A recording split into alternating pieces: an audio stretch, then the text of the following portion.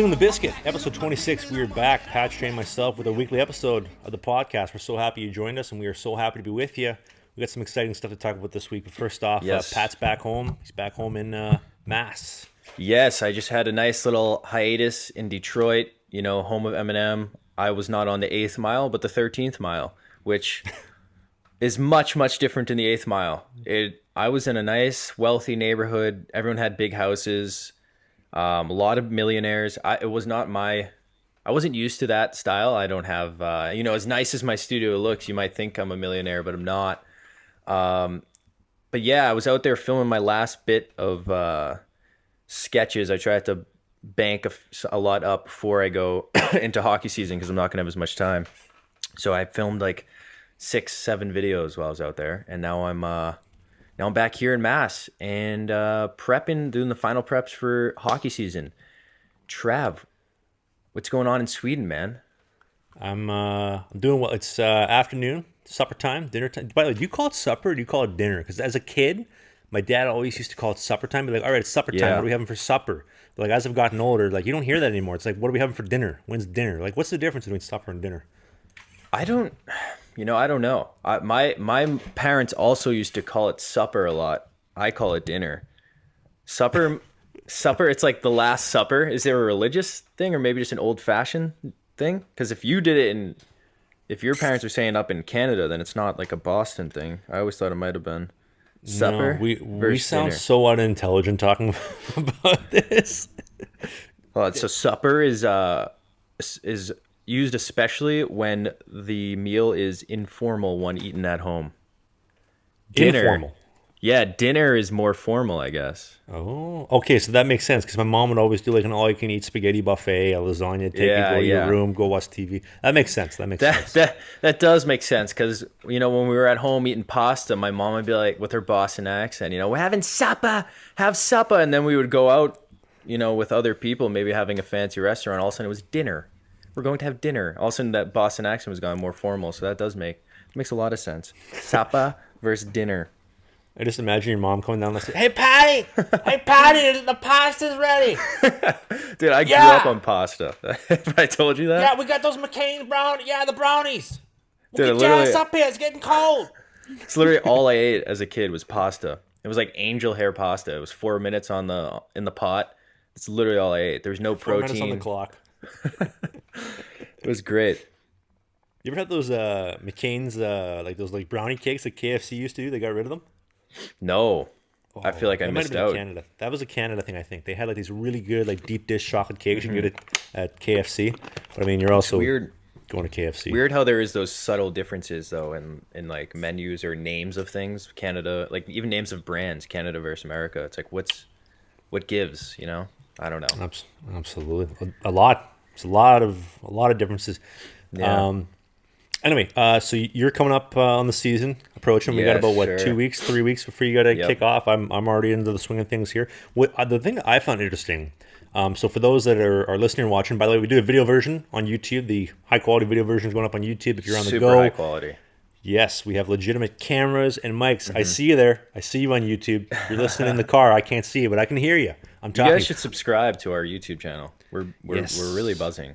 We are. And if you're not, I'm all up in your ear. I'm in your stereo system. Your 99 Suzuki, I'm in your stereo system right now.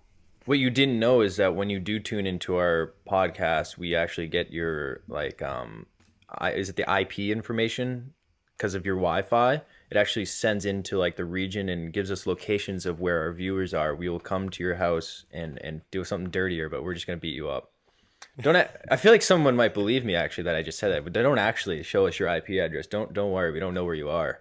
I feel like there was definitely some kids there thinking that I might come for them. No, I won't. No. Well, you have to say that legally because otherwise we're gonna have a lawsuit in our hands. Yeah, guys, I'm not coming for you. All right. No way. Oh, the next Ted Bundy. He's good looking. He can podcast. He's got the serial killer look in his eyes. Yeah. Oh my God. Leave him guessing. We'll keep him guessing. You have to listen to the video version or watch the video version now. You got to see that look. As we get into things, so you're coming up.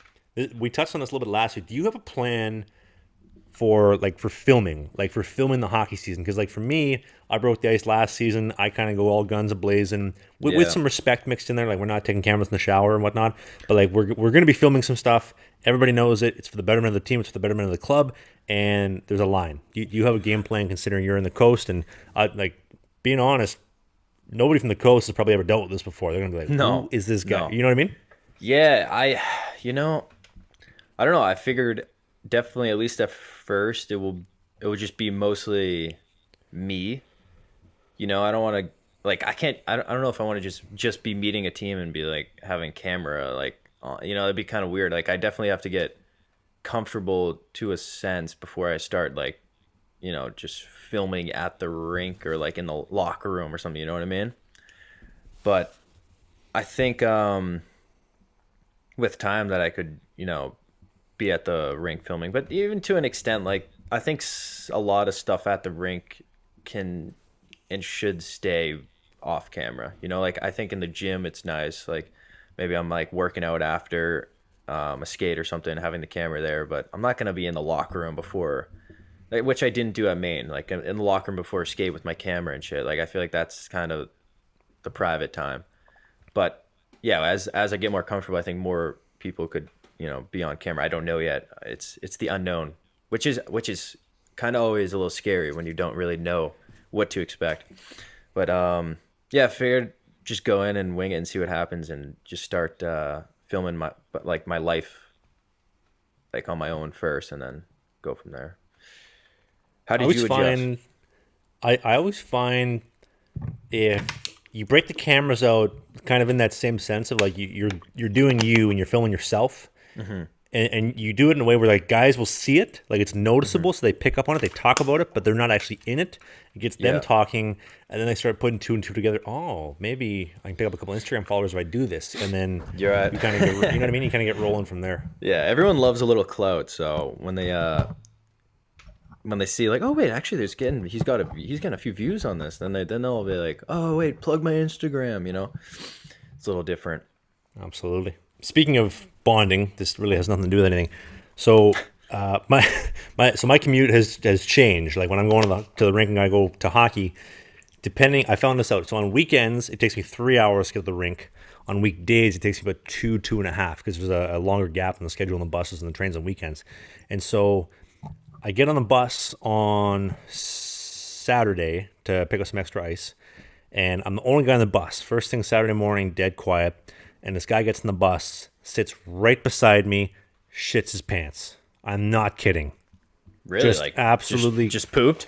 Yeah, just crapped his drawers right beside. Damn. I had to sit beside him for like 10, 15 more minutes before he got off. But yeah, I don't know what that had to do with anything, but it got off to a rough start for the week for me.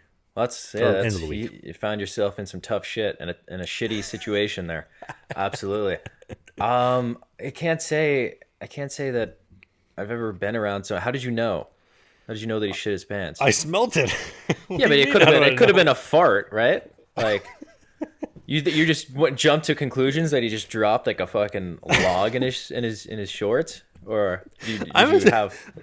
I assume the guy gets on the bus, he gets on at the front, and he comes right to the back where I am, sits beside me, craps his drawers. I'm assuming it was intentional. Like, you could have sat anywhere. Yeah. Wait, he came on with full intention to shit his pants. I don't know what his deal was. Like, he woke up that morning, he put on his outfit and his shoes, and he was like, what am I going to do today? Oh, you know what? I'm going to go on the bus and shit my pants. Hopefully next to some guy. Some bigger man. He came on the bus. He saw you. He's like, perfect. Goes on to you, shits his pants, and then just gets off at the next stop. And he naturally being left. Takes his underwear off, leaves it on the seat, and says, "Have a nice day, sir," and then leaves. Naturally, that's interesting. Says to the bussy, thanks for everything, man. You have a great day. I always tell them that. Whenever I leave, thanks, man. Have a good day. They don't understand me half the time because they barely speak English, these guys. But that guy did the same thing. Drop his drawers, put them in the trash can because there's a can right beside the door. On the bus? Yeah, they got cans on the bus. Yeah. Wait, did you see him take his shorts off or pants off? No. And put them in the trash? He like winks at you. He's like, don't tell anyone. Thanks for coming. This is my thing. This is my thing. It's just like some weird thing he likes, like gets him going before he goes home to his girlfriend. He's like, man. Honey, what bus did you shit on today? Oh, it was a lovely one. It was the 314. I'm so horned up. Let me get ready. Let's get after it now. I just shot the biggest steamer on the bus, sweetheart. You would have loved it. Cleveland steamer in the bus and everything. She's like, oh. Oh, honey, I shit out your meatballs this morning. Hey, speaking of meatballs, my plant-based diet, I know you cringe at the idea of this, but it's been going well. It's been going really, really smooth so far with this transition to being plant-based. Yeah. So I'm... You feel good? Feel better? Is it real, dude, or is it a myth? I feel so good. Like the stuff Jonas Enroth was talking about when he came on the podcast. It was episode 16 for those that are going to go look back when we talked about it. Jonas Enroth, goalie for the Buffalo Sabres, Stars, Leafs, Swedish League, and Orbro. He recently turned plant-based and inspired my decision to do this. And I've been 4 weeks plant-based.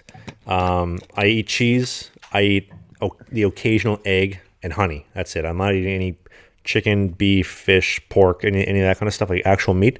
And dude, I feel so great.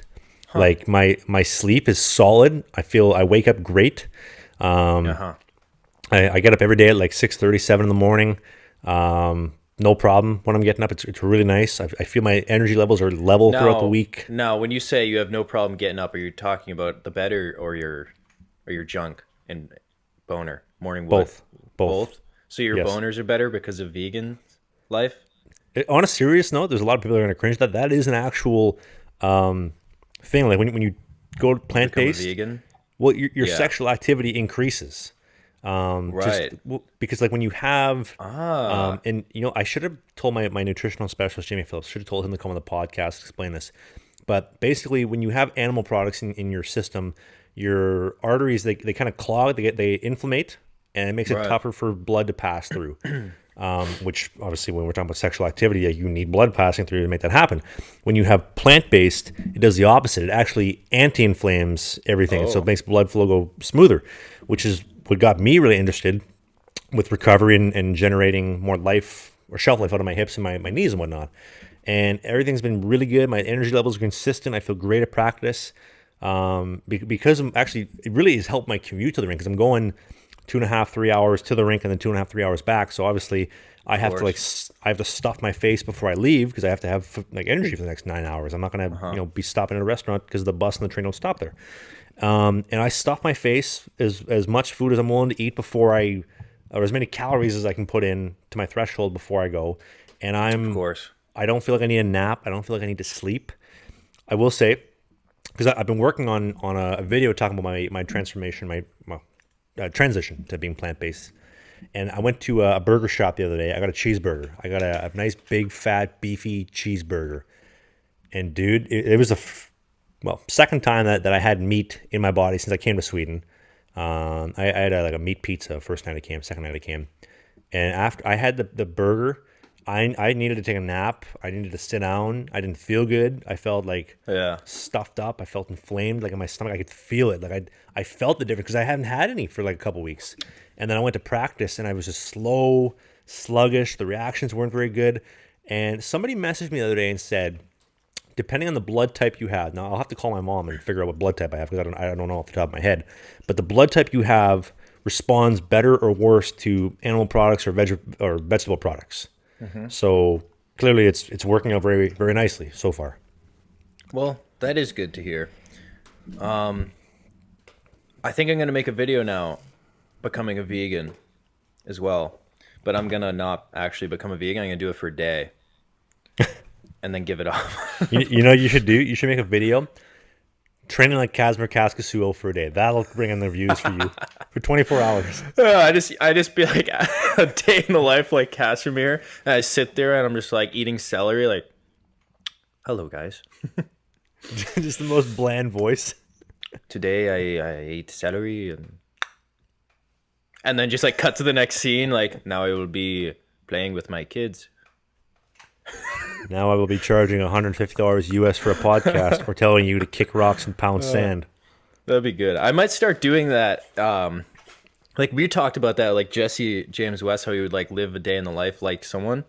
I might start doing that in a more like take that idea because it works. Well, it worked for him, but and do it in a more sarcastic manner, which is kind of like what I'm good at, being sarcastic, I guess.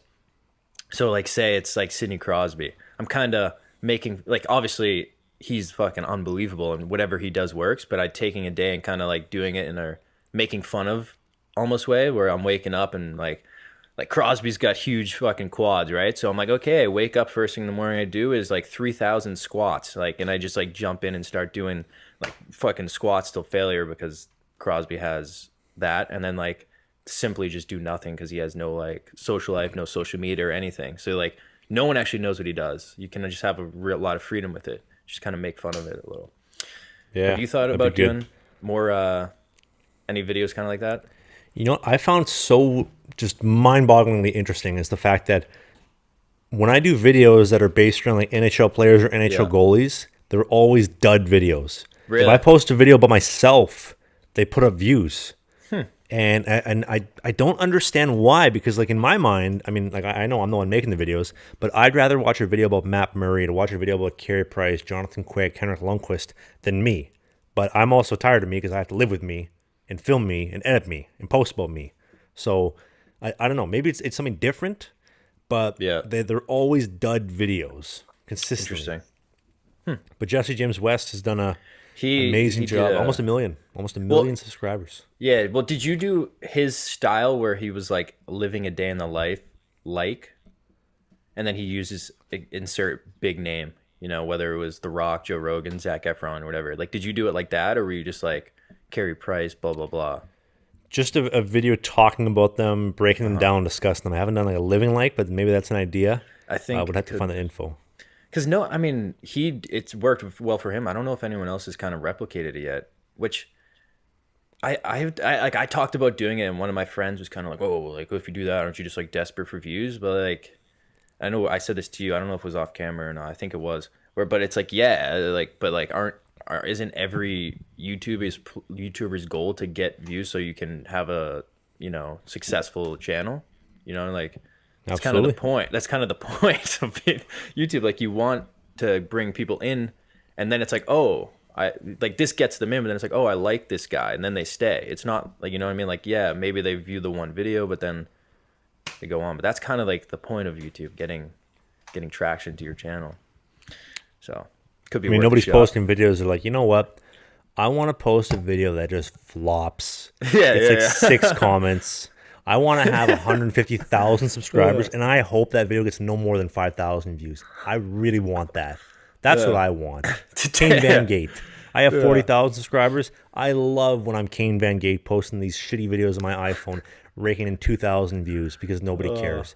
I love when I have 50,000 followers on Instagram and I'm verified, and I can't get 3 people commenting on my post. And when I do, they're bots. Even the bots don't want to comment on his stuff. Yeah. The bots are like thought bots. No, you don't even have thought bots, buddy. Kane Van Gate. You don't even have thought bots that comment fake sex things. They're like, hit my DMs. Oh my God, you stopped messaging me. You don't even have. You know what that guy should do? That guy should quit YouTube, quit doing his BHL life stuff, and go be like a ring girl for the UFC or work at Hooters and just shake his chin around. You see that butt chin? Just shake it around like like one of those. Just shake it for me, KVG. Yep. Dance for me, boy. Dance for me. That's right. Fuck you, KVG. That's it. We don't really talk shit about anyone except KVG now. That's like our one beef because like, you know what? Fuck that guy. He got our Instagram. Yeah, but Kaskasuo is it's all love. We're all friendly. We're just poking fun at his lifestyle. He was in my live stream today too. KVG, like that guy got our Instagram shut down because he's just a wimp. What a wimp of a man. What a coward. I bet he denies it too. Hey, you ever seen the movie School of Rock? Yes. Those that can't do, teach. Those that can't teach gym. Those that can't teach gym, teach music. Phyllis, I'm looking at you. Same thing. Guy can't play. The guy can barely coach. Can't make a YouTube video on it. So you know what we're going to do? Come after the biscuit, fellas, because I got verified because I was in a Bud Light commercial 13 years ago, and I'm going to can your Instagram account. Oh, him? Yeah. He's a shake that chin for you, boys. He's a loser. Shake that chin. Fuck that guy. God. You know what? I'll bet you. You know, like when you have like a bike as a kid, and you put like a playing card in between the spokes and it goes like. Brrr. I bet you if you put it between his chin and he shaked it, you get the same thing. Brrr. Same thing. He was definitely one of those kids who just like really. He probably got picked last in gym class or at recess when they're playing like football, soccer, basketball. They're not picking Kane Van Gate.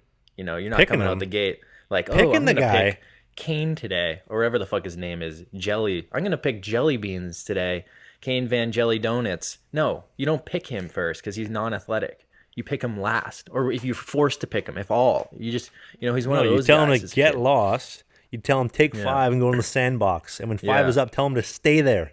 And then he goes and tells he's the guy who goes and tells the teacher on you. You know, this brings up a nice story. This is who Kane Van Gate. This is the equivalent, right? So when I'm in the bathroom, right? I'm in 2nd grade with the boys. You know how it gets crazy. Like the class, you're in the line. There's the line leaders, and you kind of feel like cocky if you're the line leader. Then you go in and you stop. Bathroom break before lunch or whatever, or after lunch. So everyone goes to the bathroom at the same time. You're in the urinals, and it gets wild in there for a few minutes. And I remember the boys this bathroom break. We were like climbing the wall in the bathroom because we were like, oh, who can climb the wall best? Blah blah blah. So I'm like hanging. Some kid starts like slapping me while I'm up there and like whacking me. And I remember he whacked me, like kicked me or something in the nuts. So I got down and just whacked him. Gave him the one. I gave him the 2. I skipped the 1. Whacked him right on the chin. And then a deadly right hook right through his but it was skull. 2nd grade, there wasn't much pop behind it, but I gave him a good fucking whack and he came and started trying to slap me. Hammer fists. Alex Semen. Yeah, he did the Alex Semen. He was like, and I was like, what the fuck? Hit him again, like, and then we left, and this kid Sean, little Kane Van Gate, goes up to the teacher and was like, when we were in the bathroom after lunch, I saw Pat punch Brian. That's Kane Van Gate telling Instagram, like, Instagram, I saw Pat and Trav talking about me on their podcast, and it wasn't me. I wasn't on there. That's the equivalent. He's the guy who told on you for scrapping, getting that the male testosterone out in the bathroom. That's who Kane Van Gate is. So fuck you, Kane. He's probably so stoked because when he was in gym class reporting you for like hitting him or telling him to go beat it, take 5 in the sandbox and sit there for the next half hour, the teacher was like, Keith, you have no friends. You deserve to be sitting there. And then he's just like, just this defeated look on his face. Keith, what did we talk about? Stop telling on all the kids. They're not going to like you anymore. They don't all like recess. You. Then Kane goes and hangs out with the girls, but they don't like him because he's allergic to peanuts, Whoa, we got some people listening that are allergic to peanuts. Let's not go there. I'm allergic to peanuts. I can make the joke. Perfect. Yeah. No, imagine we get to the point in life where you can't even make a joke about someone being allergic to something because it's so sensitive. I actually had a kid. Wait, I'm allergic. I can make the joke. I had a kid I went to school with all throughout elementary school, even in high school. He was deadly allergic to peanuts. I remember one day I brought like a O. Henry bar into class, and you bet it was World War III. How dare you bring an O. Henry bar when you could kill Alan? Like, bro, I'm just having my lunch. Like let me be. Yeah. But here's the thing. We won't make fun of you for being allergic to peanuts. We will make fun of you if you're Keith Van Gels, if you have a butt chin, or if you have a bush. Yeah. Right? Don't be stupid.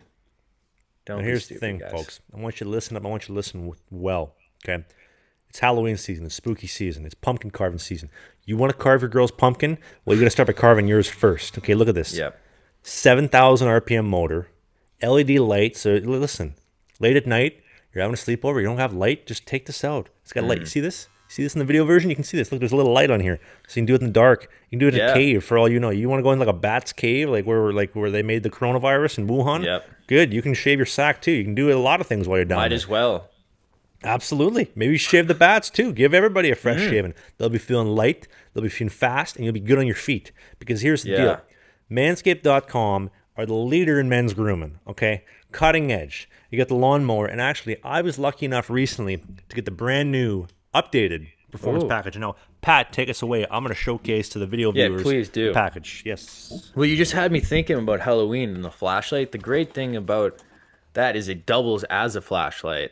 It's like, so when Halloween comes around and you just carved up like a nice pumpkin on your bush, because you can do that now with the Manscaped. You can get really creative as you carve the eyes, the scary things, and you have literally a jack-o'-lantern on your bush. And then you go and you take the the Manscaped lawnmower and you go trick-or-treating and use it as a flashlight when you can't see as you're walking through. And then you run up and you steal that's the best, when they leave all the candy out on the front door. You run up with your little flashlight, the Manscaped flashlight, steal all their candy, run away, go home, and then you enjoy all their candy while you have a nice, freshly shaven or trimmed jack-o'-lantern bush down there, all because of the Manscaped. You're having a better Halloween, and you can pick these up for 20% off using the code BIZKIT, BIZKIT. Go get yours now. Check out this underwear. If you're watching Manscaped. the video version, the brand new updated Manscaped underwear, this is brand new. You can't even buy this right now at the time of me getting these. No, you cannot. They breathe. But you can soon. Just go to the manscaped.com, 20% off. Oh, sorry. Go to manscaped.com, 20% off. And then you're going to use the promo code BIZKIT, BIZKIT. You get the underwear, you get a little bit of everything, and you get the best of money you can get. Also, if you're going Halloweening, you can keep this box and put all your Halloween candy in there. So you get a lawnmower, you get the ball, the crop preserver, you get the ball wash, you get a little bit of everything, you get the underwear, you get the shirt too. Look at this. Your balls will thank you. You get the nice shirt and everything, you get the lawnmower, and you get a box. You put all your Halloween candy. If you're watching the video version, you see, like look at how much candy you think you can fit in here, Pat. Oh, so much candy. I didn't even realize that. Yeah, that can be a trick-or-treating box. So There's order a lot of lawnmower things. just so you could get that. Yeah. Endless We're going to make Halloween possibilities. better. As always, Manscaped is the sponsor for the podcast. If you want to support us, pick up a lawnmower. In all seriousness, I know we get paid to do the ad read, but if you want to support us, you can pick one up. Also, I've myself been working with Manscaped for, God, it feels like 6 decades now. It's amazing. Great product.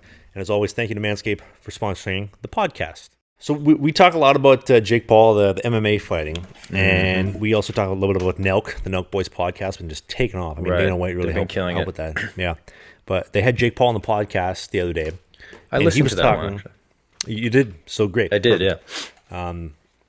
He was talking about how with Julia Rose, his woman of choice, they will not bang for 2 weeks before the fight.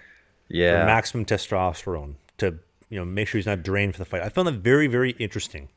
Yeah. It makes and the makes reason you think. I bring that up is because you and I were kind of talking about like dinner dates last week. Yeah. We'll get into that too. I wanted to pick your brain on dinner dates and whatnot. But I just thought that was kind of interesting that 2 weeks before he's like, no. 2 weeks is like a lot. He was like saying that he would, if he had sex the next day at training, his like coach would know. He would perform worse. He's like, you had sex last night, didn't you? And I'm like thinking, would you not have sex 2 weeks before you play a hockey game? Do you just not have sex the whole hockey season? Because that's the boxing logic, right? Or like I used to do. I wouldn't do it the night before a game. Would you do that? Or would you just say fuck it? You know what? Actually, there was a girl that I was dating for a very short period of time, for a couple months. This is like 4 or 5 years ago. And I told her one time, I was like, you know what? Getting into crunch time, performance matters. Yeah. Probably the next week, getting nothing. I'm just going to stay right here. Keep the lube at home, keep it in the drawer. Kleenex stays in the bathroom, and you stay away from me. And that lasted all about 20 minutes. Yeah. No, I also 3 out of my 4 years at Maine, I had the long distance girl, so it's like when she was there, I would just be like, all right, I'm not no sex the night before the game, post game, Saturday we can do it. It was easy system because it was just 2 games, Friday, Saturday. But then the only issue with that is that when you play a hockey game and you're playing, I don't know, whatever amount per night where you're really grinding, your testosterone goes low. All right. So then sometimes post game Saturday, you're just like, oh, fuck, I can't. I can't have sex right now, even though I want to. I can't. And then it's a whole flawed system. It's tough. And then when my senior year, I just wouldn't try to the night before a game, because that would just be weird if I was looking to have like a hookup the night before a game, right? That'd be weird. Yeah. So I don't know. I don't know if there's a real science behind it. If I feel like the only way it would like mess you up is if you like did it like 20 minutes before the game or something. Like within the hour, you sneak in the bathroom in the locker room before you go for warm-ups. You're like, hold on, boys. Like, or when the team goes out for warm-ups, you show up a little late. you're just in the bathroom busting one out. Dog's gotta eat, man. Sorry, guys. Sorry, I'm late again. You know what? Actually, that reminds me.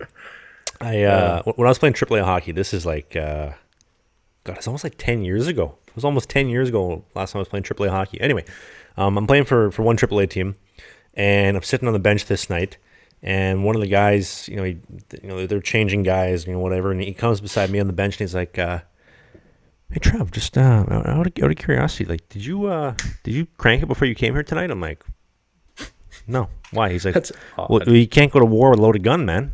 I'm like, Wait, what? What the hell? You can't go to war with a loaded gun, man. Like, why would you ever go to war with a loaded gun? You got to empty the chamber before you come here. I'm like, that makes no sense. That doesn't make sense. At all. Maybe he was talking about, like, the back end, like, take a shit before, because I could see that. You don't want to let shit slow you down, but he meant the front end? Yeah. I confirmed with him that he was talking about the front end, but this was also after he got benched for the night. Oh. So, I don't know. Interesting. He wanted you to perform bad. He was laughing. He's trying to sabotage me. Dude, I remember in high school there was this one kid I would remember him talking about it. He'd be like, "Yeah, I have to before every game." Like that's how he talked. He'd be like, "Dude, like if I don't before every game, I perform bad. Like every day freshman year before the games, I would jerk off, and I had my best season. Sophomore year I didn't, and I performed badly." It's like, yeah, there must be some real legit logic there. Like I can totally see that. There's science that backs that. Definitely start jerking off again before the game again. But for him, I feel like it was just a mental thing. Like he thought that he had to, Yeah, I feel like that's the kind of guy who's like, I need to have 73 pieces of pasta in my pasta carbonara, and I need one piece of pasta to be split in half. Yep. And I need 263 grams of cream in there, as well as 2.5 chicken breasts cut into 27 pieces on my plate. Yes. It actually just gave me an idea to make fun of like pregame superstitions, but I used to have pretty bad like OCD like that. Still do. Yeah, like I do to an extent, right? It's hard especially when you're in like a competitive sport, like hockey or something. You like want to make sure you're feeling right before the game. So like I feel like that's where the most like OCD will come out for me is like before a game. It used to be worse. Like I would stand there as like when I was in high school. I would stand there and like, if I walked in the door, I would like unlock the door over and over again until it felt right. I was like, fuck. And I like forced myself away from it. But now the only thing that I still do is like when I'm putting my skates on, for example, I made fun of this in my video. I made fun of myself, but like I have to like slide the skate in like until it like feels right, because you don't want to mess with it before hockey, It's like, That's the moment where the OCD will come out. Not healthy, guys. Not healthy. Try not to do that. Just know the difference between ritual and superstition. There's no difference. Don't let There's actually a great video on Braden Holtby talking about that, about ritual versus superstition versus like it's on YouTube. It's like Braden Holtby's pregame. It's a great video. Highly recommend watching it if you haven't seen it. It goes into like what he does and why, and then he's telling you it's not a superstition, it's what my body needs to feel ready. It's a very interesting video. Right. I don't know about that though. Like when they say like, I always kind of laugh when the sports psychologists, I've made fun of this once too. It's like, they're like, whoa. Know the difference between ritual and superstition. And then they'll just like give an example, but they're both kind of like a superstition in a way, It's like like eating. It's like, it's like a superstition would be, you have to have the barbecue sauce next to your chicken. The ritual is you eat barbecue sauce with chicken. And it's like, it's the same thing, but it's like, they're just like wording it differently. Like, I don't know. It's but yeah, there is a difference, but it's kind of funny when it's hard, because it's hard to differentiate the two. I gotta say, the media has done such a good job of like portraying like guys like Holtby and Hellebuck as just such like superstitious guys. Meanwhile, it's just like they have like a laundry list of things. Like, dude, I gotta get this shit done. I got a lot of things to do today before the game. You know? Yeah, for sure. Question for you: have you ever considered doing van life? Van life? Yeah, you know what van life is or no? Like the shoes, Vans? No, I don't really wear those much. No. Like living out of a van. Yes. Have you considered that? I've considered. I really, really want to go across the country in like a van or RV. Okay. That kind of thing. I've thought about that like a couple times. I don't know if it's in my wheelhouse to get the job done because it's a long trip. It's tough. Yeah, it's tough. You could also buy an RV too. Like that's not budget. I really wanted to do it last summer, but it was like I couldn't really afford it yet, you know. But it was like that was the perfect time. World was shut down. It's like, wow, this would be the perfect time to just go cross country right now. But experience nature. Financially, I couldn't really do it yet. But actually, that kind of relevant topic, going across country. Speaking of the girl, that's actually what I wanted to get into. Yeah. Dude, I'm laughing, but because it was just a weird, nice transition there. But the that whole thing is like someone's worst nightmare. Oh, dude, you know what? So my woman, she called me like 2 days ago, and she's like, "Have you been seeing this stuff going on in Florida?" I'm like, "No, what's going on in Florida?" And then she kind of gives a little backstory. I started looking into it. I'm like, "Dude, this is fucked up." Like this is like I know my dad's gonna call me and be like, "Stop swearing." Like to my dad, if you have not heard about the story, like what I'm about to tell you, and to everybody listen, this is a fucked up story. 100%. Okay, so unless you're living under a rock, this is just blown up everywhere in the last like day.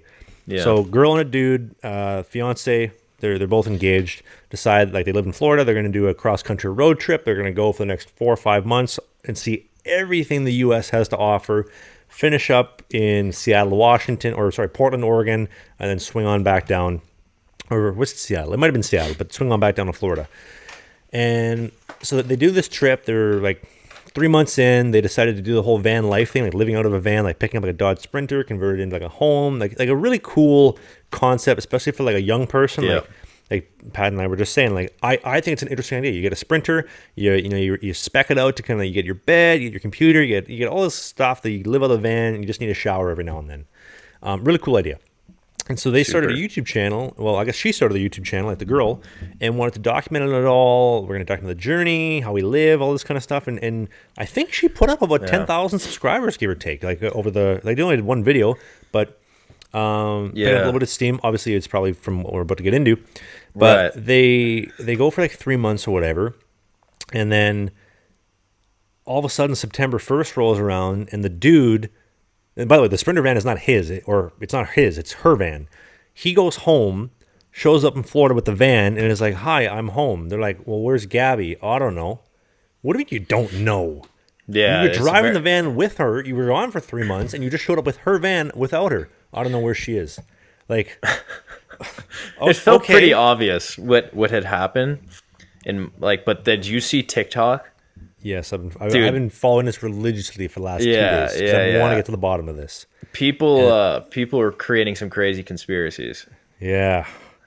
So it's September 1st. They don't, like the parents don't know where the daughter is, which that also kind of raised my suspicions. I'm like, okay, so yeah, I get it. They're engaged. He's the fiance. He's going to be your son-in-law, but he just drove from Wyoming or Utah back to Florida without your daughter. Are you not a little bit concerned about like where your daughter? Like that's your kid, you know? Right. And so they wait about 10 days. And I think I could be wrong with some of the information, but I think it was correct. So they wait about 10 days to file a missing persons report. It was when he got back, because I think what was going on was he may have been texting from her phone. Yes. So he got back on the 1st of September in Florida. They filed the report on September the 10th. So about 10 days ago. Oh, wait, he got back on September 1st? Yeah. Oh, yeah. I didn't know that. Because they weren't expecting him to come back. They were like, the plan was they were going to go until like middle of October, Halloween, and then come back because they still had a couple more states to do, and they were doing all these national parks. And he comes back. They wait 10 days to file the missing persons report. They don't know where the daughter is. They can't, whatever. The media outlets start picking it up. They're like, where is she? Well, all of a sudden, this dude, now the media outlets are starting to pick it up, this dude takes off. Can't find him anywhere, can't get a hold of him. The daughter's gone. He's gone. And so long story short, FBI, everybody, they're trying to find him. The family, like the family of the husband or the boyfriend won't give any information. They won't even call the girlfriend, her family, to let him know what's going on, or like it's just incredible the fact that like this is the way things are turning out. And then I'm getting emotional talking about this. They find the body last night.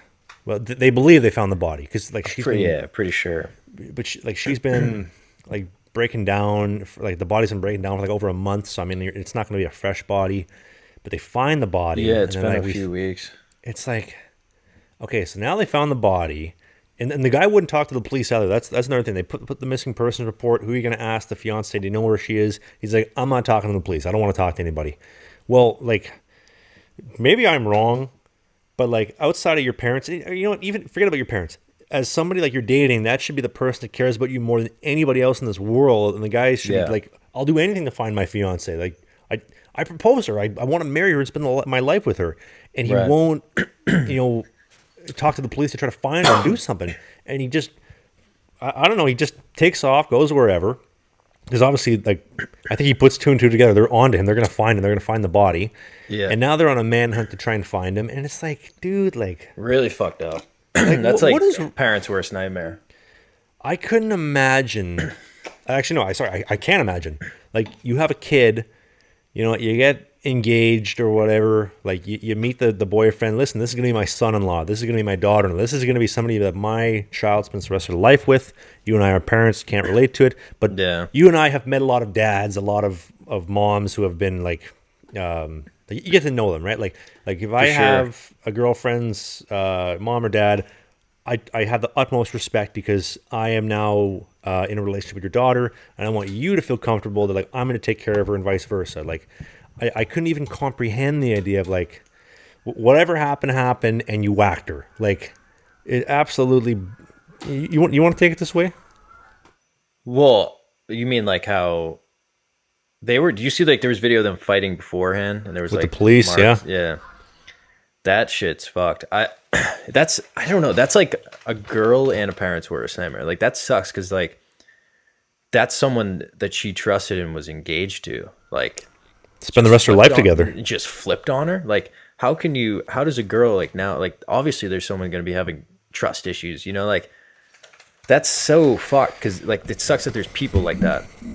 That would do that, and there has to be some screws loose. I don't know, maybe there's signs beforehand, but it's like. Did you watch the YouTube video that she had posted of them or no? I saw some clips and it looked all like good, just in love, like just having a good time. Like honest to God, I looked at the raw video right when like my woman told me about it, and I was like, damn, like I'm sure she's missing. She'll come back home, but like I kind of want to do this. This looks fun. Like the video she posted, I was like, this is fun. And then you see how it ends, and it's like, Michael Bisping, UFC fighter, has a podcast called Believe You Me, and they were doing a breakdown the other day. I love his podcast, by the way. Pat and I have talked about it off the podcast. Sorry to fanboy, but they were doing a talk the other day about men versus women's strengths, and you could have, a woman at 200 pounds and a man at 150 pounds, or a man at 150 pounds is a UFC fighter, and the man at 150 will just smoke the 200-pound girl. Like men have this man strength that. Women don't have it. Like women don't like the strength that you are naturally gifted as a man between like Pat and I or even anybody else listening above the age of like 17 or even like 21. Like you have strength that women will never touch. And in my mind, it baffles me. No matter what happens, you would first off lay a hand on her and hit her or whatever you did, and then whack her. Like what? I don't fault the guy for doing it. I fault the parents because those parents did something when they were raising him that was really fucked up. Because think about it. You don't act that way because you were taught to respect women, that you were taught to handle conflict appropriately. You react that way because your parents fucked up somewhere along the lines raising you. Like every person that I dislike in my life, I don't dislike them. I dislike their parents because their parents did a shit job raising their kids. It's typically when you find someone who is flawed like that or something, and it's a taught behavior. Like I'm sure if you really look into it, or if someone that knows him, I'm sure like there was some of that going on with his parents, where like there was some physical altercation, right? Because like for me, right, growing up, it was always like my dad was always from day one like, you never ever put your hands on a woman, ever do that, ever. And that was a taught behavior from day one that was just stemmed in my brain. Even if she hits you too, like she hits you, okay, she hit you twice, let her know you need to stop this, but you don't hit a woman no matter what you do. Yeah, it was always you can restrain her if she's coming at you, restrain her, but you like close the gap, make sure she can't attack you anymore, but you do not a bear hug. Close the gap so she can't do any of that. Just don't never hit back was kind of like the taught lesson, which so obviously there's something missing, right? Like, or he's just a fucking born psychopath, but still that comes from something, right? Like, have you seen the look in his eyes in those videos? He has that psychopath look in his eyes. Like he looks like if you looking deep into his eyes, you can like you see that screw loose. I don't know if you saw that as well. You have to do something like that. You can't just do that. Like, I don't know, but there's also these conspiracies. Like, I don't know what, you can't know it's true, but there was conspiracies that people looked into it, and they were like, the two of them were looking into like all their recent like podcasts and Spotify shit was about like serial killers and like murder, like all these like crazy things that they were both listening to. And there's like conspiracy that do you see how there was two other dead girls out there? I saw that. That they got this like crazy taste for it and they killed them together. Or maybe that he did, and then she maybe was gonna like back out, like what the fuck, and then he killed her. Like kind of like that crazy conspiracy. Like, but it might be true. Like, why is there two other dead girls in the same area? I did see that they were trying to link that, Yeah. Very, very weird. Crazy. It just, dude, the underlying, I guess, message that like I wanted to talk about more so, and I don't, there's not enough time in the world to talk about this, but like, this world is messed up, man. Like, it's so fucked. You know what? You think about, like having a kid in today's society. I was telling this to my mom the other day. My mom might listen to this and call me like, "What the hell's wrong with you? Why would you talk about this in the podcast? Why would you have a kid 20 years ago, 30 years ago?" Like, I blows my mind the fact that anybody bringing a kid into this world, or even bringing a kid into this world in the last 30 years, like the shitstorm that you put that kid, you and me included, into. Because like, I was telling my mom the other day, I was like, let's be honest here. Like, you're on the back nine of the greens here. Like, you're going to be out of here in about 20 or 30 if we're being honest. Like, let's call it for what it is. You ain't living to 150, right? Unless you're, a disciple of Christ or something. You're some miracle worker, right? Like let's call it for what it is. You and me, unless we have a heart attack or something, because like I'm a big dude. I'll probably die before you, because big guys die faster than short dudes. Is a thing. Pat will live longer than me. I guarantee it. To quote this. Cut this out when I die before Pat does. But we got like 60 years, 50 to 70 years of this shit. And it's like, you just don't know. It's got to get a whole lot worse before it gets better. Sorry, that got way too political. Canadian election is today. Can you tell it's getting to me? Is it today? Yeah. Today's the day. Yeah. Do you like my Manscaped ad for that? We talked about that beforehand. Right. Yes. That's political right. election. Gun control. You want to bring a gun into Walmart? You want to crack on this chassis book? Get Manscaped. Yeah, no, but for sure it's something to it going on there that stems, and that sucks. But that's a nightmare for everyone, and hopefully change that can, I don't know. I don't even know. Dude, it sucks that there's people like that you just can't really. The part that really got me, like, you see the pain in the dad and the mom's eyes, and they're like, I know they're doing every media outlet because they want to bring attention and get their daughter home, but like, the pain, you can see the pain in the dad's eyes. You see the pain in the wife's eyes, even the stepdad and the stepmom, because they're divorced and remarried. Like just the overwhelming pain, frustration, and anger, and it, like that's what got me really fired up and hit me at home. I was like, whatever, it's just a missing girl. I'm like, no, dude, this is like, holy shit. Yeah, it's fucked. Should we do we have time to talk about Yeah, we got time. Yeah. Crazy dads or whatever. Crazy dads. Yeah. Speaking of crazy people, let's talk. Speaking of influence from let's talk about one hockey related thing today. Top behavior or whatever. This kind of is a nice branch, actually, weirdly.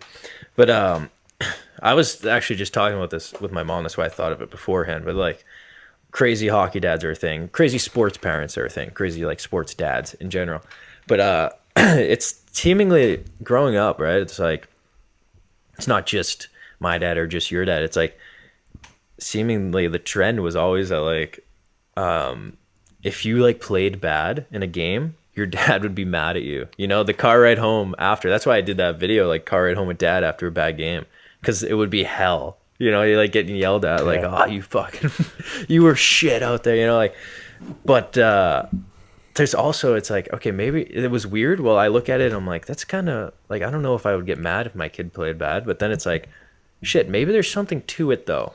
Maybe there's something to being that like hard, because it holds you to the higher standard.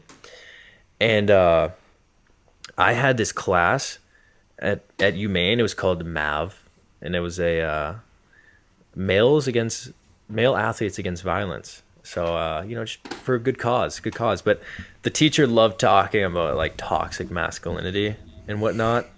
It was classic. So she would be like, oh, like your dad's being like mad at you. But then like all of a sudden she like, start talking around the class. Every single guy in the class, dad was very hard on them about sports. Every single one of them. And I'm like, okay, you know what? Maybe there's a trend here. Like, maybe it holds you to the higher standard. And that's kind of like part of what brings you to that next level, rather than the dad being like, you know, oh, you didn't play good? I don't give a fuck. Then you're not held to the higher standard, you know? You don't care. Yeah. You think you're good. So it's like, there has to be some sort of like knowing, like telling that you suck today and that's not okay, that you did terrible. Maybe like the extremities obviously is where the humor comes into it, because some are there's some way too extreme hockey dads out there. You know, the best example that I can think of is I was 12 years old, and there's this one kid, his dad was in the military, right? And he just moved, I think, from BC into Winnipeg. And we played a game, like we lost like 4 or 5-0. He finishes like -5, and he's crying, like ugly, like boo-hoo crying after the game at 12 years old. And we're like Keegan, like what's wrong, dude? Like, why are you so upset? And he's just crying. He's like, oh, my dad's gonna beat me. He's just gonna put my head through. I'm like, holy shit. And I was like we're all kind of huddled around, like the coaching staff and everybody. We're like, oh, like whoa, like okay, you're upset, fine, but like we need to figure, like, your dad beating the shit out of you after, like, that's not cool. And long story short, his dad would just blast him out, like after a game, like just a hard critic. The kid quit hockey at 14. I can't figure out why. See, that's that's too extreme. That's not okay. You know, it's going to be even worse this year, especially. I don't know what the U.S. is like, but with Canada, you can't play hockey anywhere, junior, high school, club, AAA, anywhere, unless you're fully vaccinated. And we're not going to get into the vaccine debate, but what I will say, now that you've divided everybody on the vaccine versus non-vaccine debate, and whatever else is going on in communist Canada right now, you're going to have some seriously crazy parents this year. Like, I think more than any other year. Because, okay, do you have masks? Do you not? Do you have masks on the ice? Do you not? Does everybody have to, like, all these rules and these regulations that they have throughout Canada? If you are a hockey parent in Canada, listening to this podcast, I'd like to say, if you're listening to it or if you're watching it, I am sorry. I feel for you. It's going to be a shit year. But it's okay. It's going to be over soon. What are we? September? You got 6 months, 5 months, 6 months, maybe less if they shut the season down. But it is going to be a shit year for you, for your kid, for everybody. And I apologize, because I couldn't imagine having to put your kid through what you're going to this season. It is going to be terrible. And 100%. I'm going to rub it in here. I love Sweden. I'm living and playing in the greatest country in the world, because I can do whatever I want. And I can come in the rink 2 hours before. I book ice when I want. I have a gym upstairs. Did I tell you about the water slide park? I don't know if I told you this or not. We have, this last time before we cap off here. So our rink is attached to a brand new expansion to the building, a gym, world-class gym. Like, it just opened like 2 weeks ago. They got racks, weights, treadmills, you name it. They got a swimming pool and a water slide park. That's the ideal That's the ideal spot then. And I'm not kidding you. When I say water slide park, I mean water slides that go around, looping around the outside of the building. Like we're talking like next level dollar baller water slide park. Yeah, you're talking the full thing, the whole shebang, the whole. And I got an all-you-can-eat pass, baby. Nice. So I don't care that there's a 4'11" height restriction on the slides. I'm going down, and I'm going to vlog it. And I'm going to go Friday afternoon when there's nobody in there. But you know what we're also going to do is post a new episode every Thursday, 8 a.m. Eastern.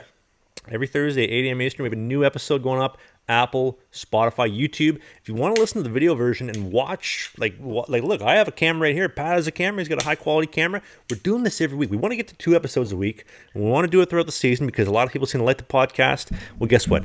You tell your friends about our podcast. You tell them how awesome it is and get them on the podcast, on the Bizkit bandwagon. We can do 2 a week. Pat told me last night we're going to do 2,000 downloads plus a week. We're going to do 2 episodes a week. So share with your friends. Get people out there. We're actually almost at 2,000. We're just a hair under 2,000 downloads every single week right now. So get it out there. Yeah. Start listening, subscribe, and if we start getting like real loyal listeners like you guys, get your friends in on it. Like we'll start delivering more. We might even do an exclusive page episode. You don't know. Absolutely. You never know what could come. But anyway, we'll talk more about that next week. Though. Yeah, we'll talk more about the next week. We are on a time crunch. I got to get going. Pat's got to get going. We thank you for listening to Slangin The Bizkit, episode 26. We'll see you next week on Thursday. Thanks as always. Talk to you later. Bye.